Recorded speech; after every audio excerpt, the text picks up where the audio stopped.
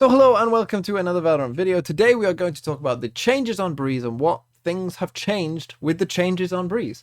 Now there haven't been too many games that, pro games that I've seen on the new Breeze, but I have seen a couple and I have noticed a couple of different things that we're going to just go over quickly and talk about, how it has impacted things and things that you might want to implement into your own games and think about how you can use them as well. So, first of all, let's talk about just the changes very quickly, just a refresher. So we got some additions to B-site in this box and this wall. I also think this box is new as well. We got a couple changes to B. We won't be focusing too much on B today because teams don't like going B, so I don't quite have the sample size to talk about enough. We also got this box in Cave.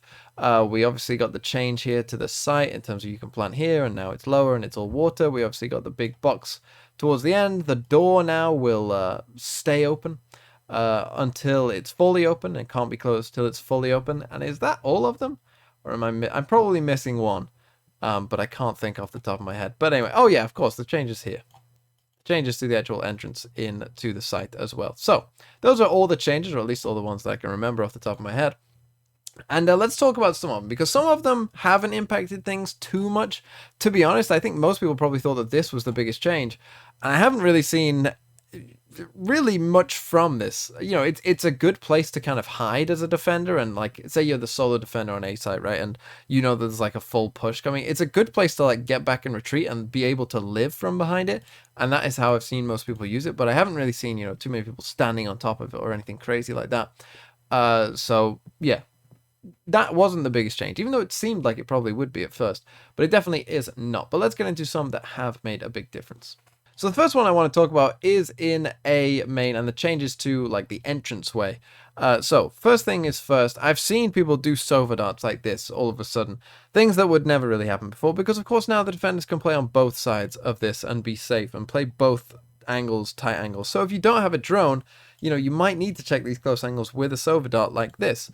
Just spamming basically at the floor and seeing if anyone shoots it, or they'll probably get pinged if they are close. I have seen that, which is good, but I do think that that's obviously probably not the best use of a Sova dart, but KO can make use of it, because KO has been picked on this map. Actually, it's kind of a flip of a coin really between Sky and KO at this point, as pro teams get more used to KO.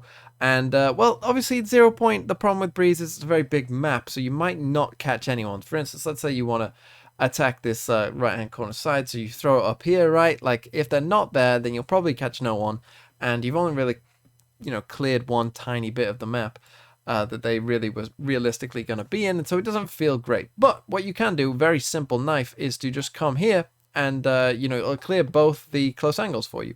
It's unlikely that they will be in this part of it.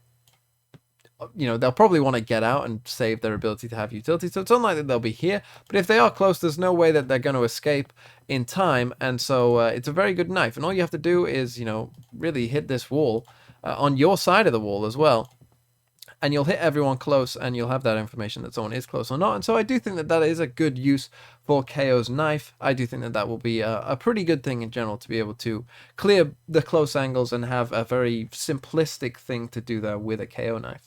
The next quick thing I want to talk about is a Viper ult, because I think Viper ult's got quite a bit better. Generally, when you're in a Viper ult, you're playing as Viper, you want to be against a wall. You want to be against a wall, obviously, so that people can't peek you from those angles. And that, generally when you die as a Viper in a Viper ult, it's going to be because people have come from behind you. Obviously, you have the advantage in terms of if you're both looking at each other, they light up bright red, and you're kind of disguised in it. So obviously the main way a lot of people die is they get flanked from behind or something, but obviously if you have your back against the wall, you can't be killed from behind.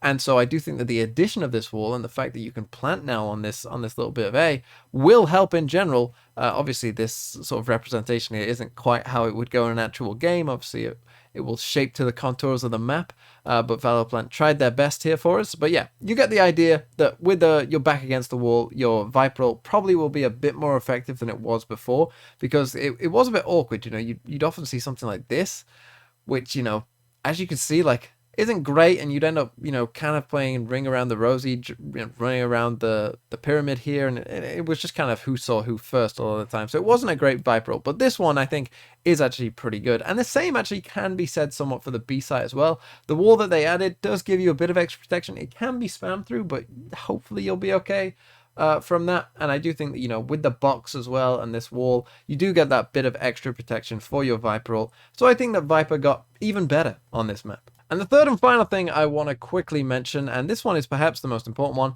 is the importance of the door. For those of you who aren't aware, because it probably doesn't happen that much in your ranked games, I really don't see it that much in ranked games, is opening the door is quite good. And pro teams kind of figured this out, after Breeze had been out for a little bit, pro teams started to figure out, hey, this opening the door thing is pretty good.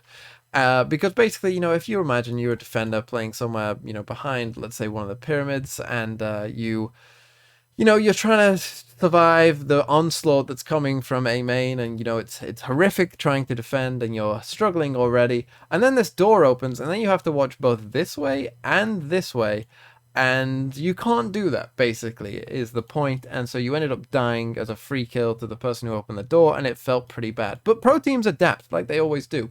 And what they tried to do is put someone on the stair. And they would put someone on this step here, and what their job was basically, help out, support the A main player. You'll be able to get a vantage point there. You'll also have a decent vantage point on short if anyone comes up there as well.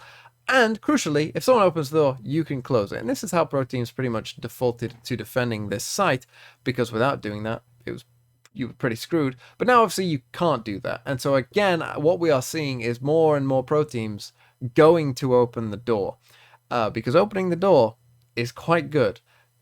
The different angle that it generates, the fact that it's a high up angle, you just consider, like, if you've got like a push of maybe 2 going towards A main, 2 coming up short, and someone's opened the door and they're here, where does a defender go?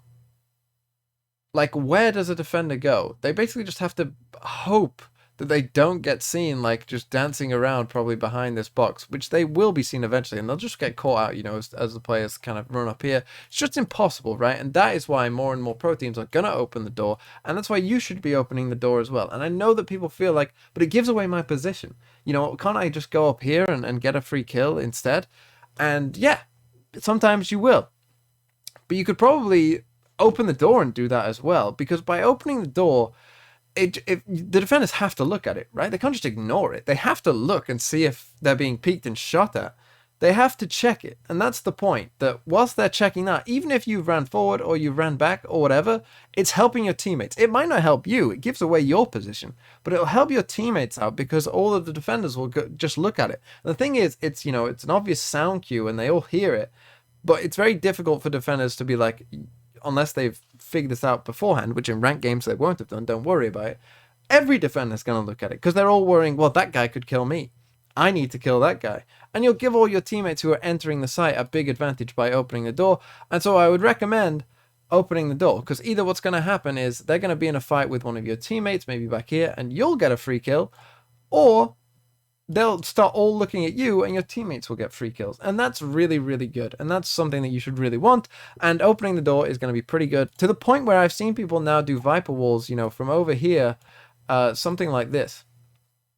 I've seen these Viper walls a lot more common now than I ever did before. Before it was just the standard one. You put it up on A, or if you're going B, you put a standard one on B. Now I'm seeing this a lot more, because I think a few teams have realized, well, we can just do like a split push here of, some go through cave, some go through short, some go through door, and what are they going to do? And this Viper wall obviously blocks off the site to short, it blocks off the site to the door, and so you get 3 entranceways for free basically with this wall, and what are they going to do? And we're seeing more pro teams do that, and that's the point. What do?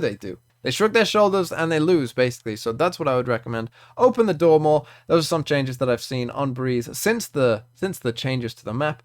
And, well, as things go forward, I'll keep looking out for things, see if I find anything neat. But you should be opening the door.